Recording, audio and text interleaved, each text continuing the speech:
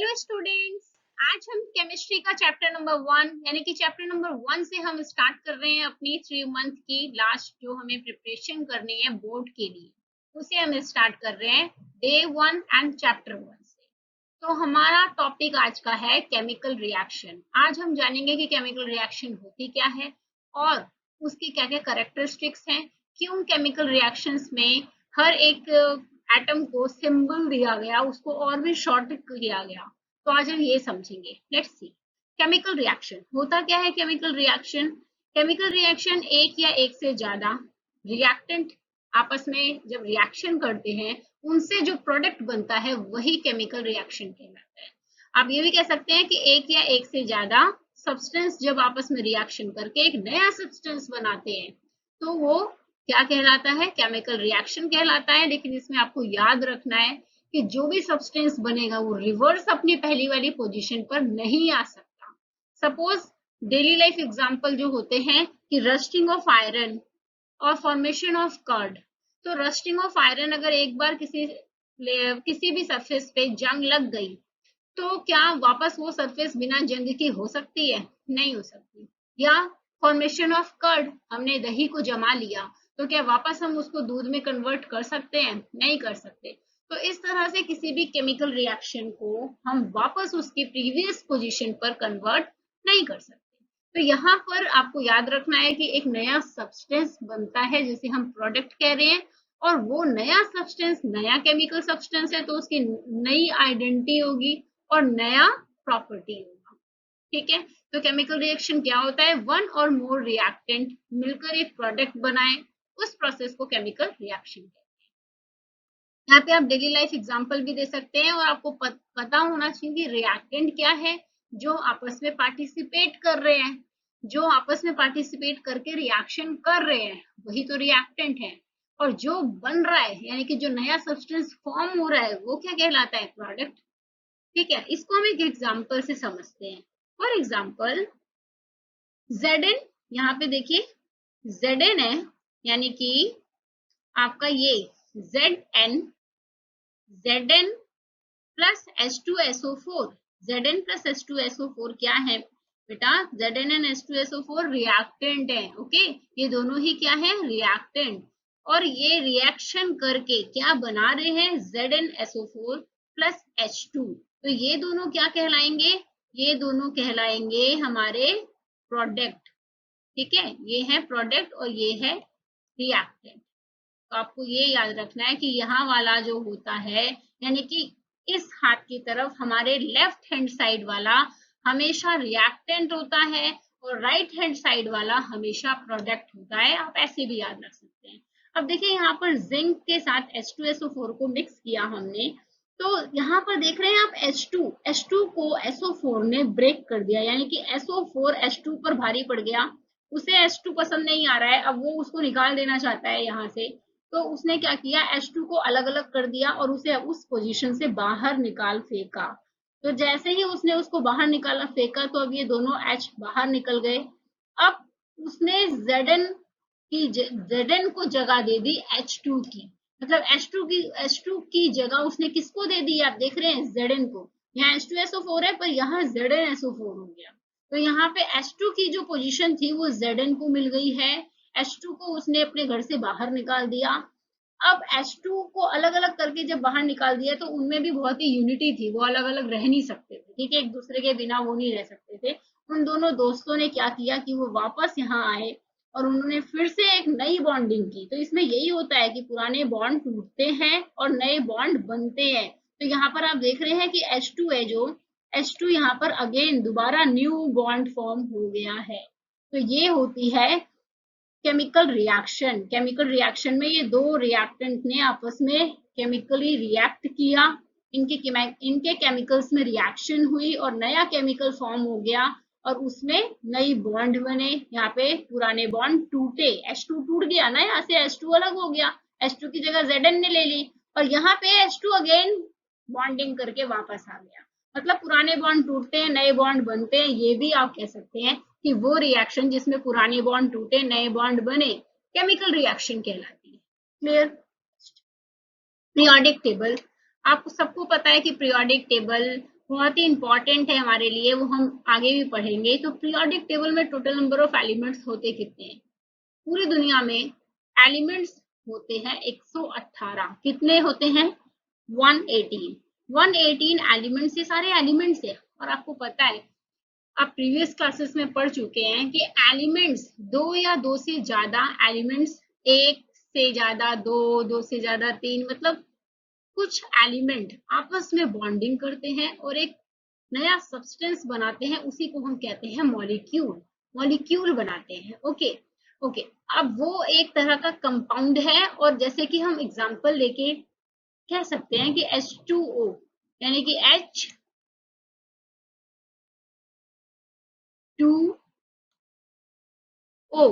H2O, H2O क्या है? Suppose एक मॉलिक्यूल है, वाटर का मॉलिक्यूल है। अब इसमें मॉलिक्यूल है कौन? इंडिकेट कौन कर रहा है कि वो मॉलिक्यूल है? वो है ये 2 इंडिकेट कर रहा है कि ये क्या है? एक मॉलिक्यूल है।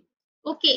अब ये जो 2 मॉलिक्यूल है, तो यहाँ पे ये बता रहा है कि जो हाइड्रोजन का कंपाउंड है ना बेटा, हाइड्रोजन का कंपाउंड बच्चे यहाँ पर 2 क्वांटिटी में है। कितनी क्वांटिटी में है हाइड्रोजन का कंपाउंड? यहाँ पे क्वांटिटी में 2 टाइम है। देख रहे हैं ना, हाइड्रोजन 2 बार है यहाँ पर। तो ये 2 इंडिकेट करता है कि इसमें मॉलिक्यूल की संख्या 2 है। मतलब मॉलिक्यूल बताता है कि कंपाउंड की संख्या कितनी है। मॉलिक्यूल क्या बताता है कि कंपाउंड की संख्या कितनी है। और जो ये पूरा है, ये एक मॉलिक्यूल है जिसमें H के कंपाउंड हैं 2 और O ऑक्सीजन के कंपाउंड है 1। अब उसे हम लिखकर डिनोट नहीं करते कि वो 1 है, लेकिन ये अंडरस्टूड है कि ऑक्सीजन यहाँ पर 1 है और हाइड्रोजन यहाँ पर 2 है। और ये 2 इंडिकेट कर रहा है कि इसमें 2 कंपाउंड हैं हाइड्रोजन के, और ये 2 ही है मॉलिक्यूल।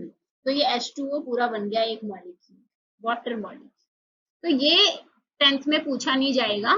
ये जस्ट मैं आपको रिकैप कराया मैंने 9th के सिलेबस को। आपको पता होना चाहिए कि कंपाउंड क्या है, मॉलिक्यूल क्या है। ओके।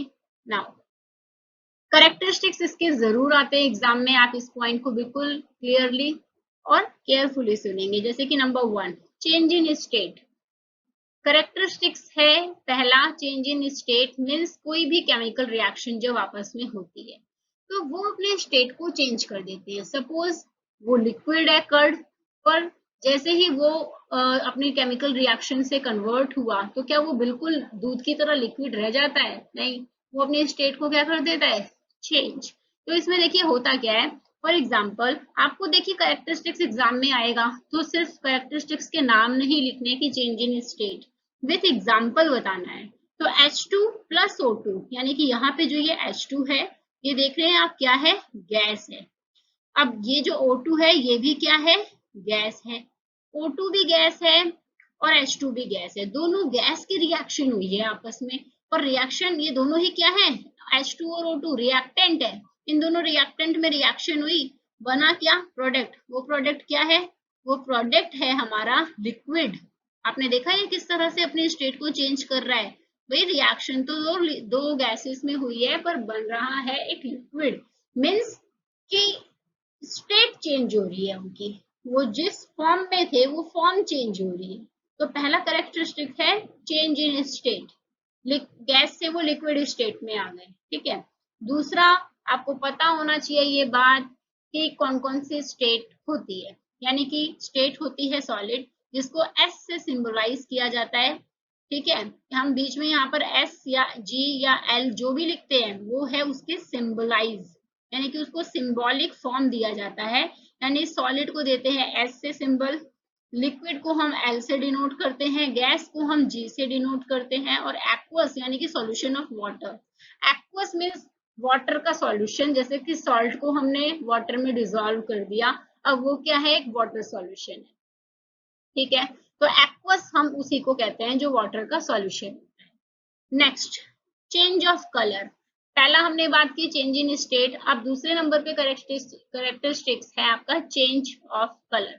कलर भी चेंज हो जाता है। फॉर एग्जांपल जैसे कि जो ये Fe है, Fe आप देख रहे हैं आयरन, आयरन का रिएक्शन हो रहा है कॉपर सल्फेट के साथ। ठीक है।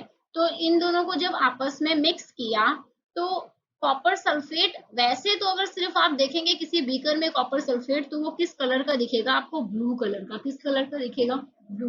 लेकिन जैसे ही आप ना कॉपर सल्फेट में आयरन को मिक्स कर देंगे तो होगा क्या कि जो कॉपर सल्फेट को आप देख रहे हैं वही ये तो हो जाएगा नीचे बॉटम में, ये कहाँ चला जाएगा बेटा, ये बॉटम में चला जाएगा, नीचे बैठ जाएगा।